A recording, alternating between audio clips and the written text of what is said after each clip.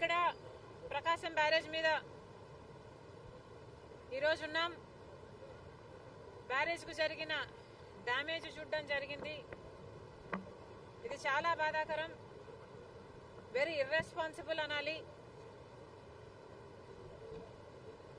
దీనికి బాధ్యులు ఎవరో దీని మీద ఎంక్వైరీ జరగాల్సిన అవసరం ఉంది. అసలు ఇలాంటివి మళ్ళీ మళ్ళీ జరగకుండా ఎందుకు కట్టడి చేయలేమో ప్రభుత్వాలు ఆలోచన చేయాలి. బికాస్ ఇంతకు ముందు కూడా ఇలాంటిదే జరిగింది అని వింటున్నాం.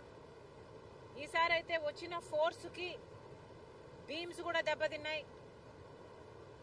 ఇది సామాన్యమైన దెబ్బ కాదు. ఇంత హిస్టారికల్ బ్యారేజ్, ప్రకాశం బ్యారేజ్కే ఇంత పెద్ద దెబ్బ తగిలింది అంటే దీన్ని చాలా సీరియస్ గా తీసుకోవాల్సిన అవసరం ఉంది.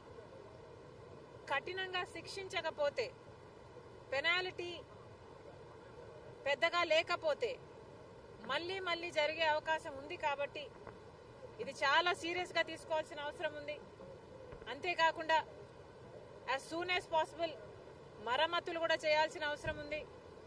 గత ప్రభుత్వం, జగన్మోహన్ రెడ్డి గారి ప్రభుత్వం కనీసం ఎన్నో ప్రాజెక్టులకు కనీసం యాన్యువల్ మెయింటెనెన్స్ కూడా చేయలేదు.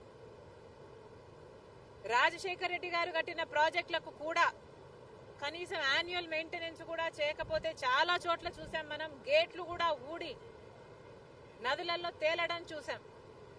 అలాంటి పరిస్థితులు రాకుండా ఈ ఒక్క బ్యారేజ్కే కాదు, మిగతా ప్రాజెక్టులు అన్నీ కూడా రాష్ట్రంలో ఎక్కడెక్కడ ఏమేం అవసరాలు ఉన్నాయో ముఖ్యమంత్రి దృష్టి పెట్టాల్సిన అవసరం ఉంది. వాటన్నిటినీ కూడా నివారించిన అవసరం ఉంది. మరొకసారి ఇంత వరద, ఇంత ఘోర విపత్తు వస్తుందని ఎవరమూ ఊహించలేదు.